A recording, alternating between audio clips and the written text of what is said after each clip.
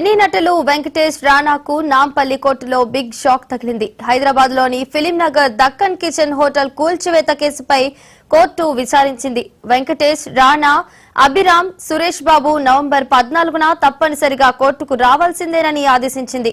Personal bond సమర్పించేందుకు ఖచ్చితంగా రావాలని స్పష్టం చేసింది.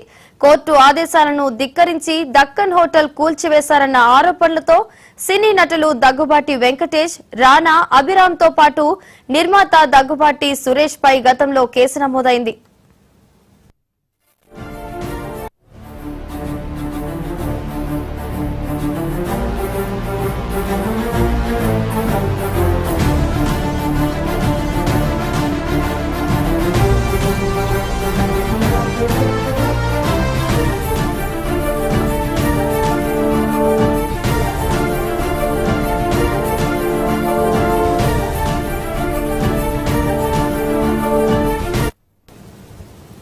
సినీ నటులు వెంకటేష్, రాణాకు నాంపల్లి కోర్టులో బిగ్ షాక్ తగిలింది. హైదరాబాద్ లోని ఫిలిం నగర్ దక్కన్ కిచెన్ హోటల్ కూల్చివేత కేసుపై కోర్టు విచారించింది.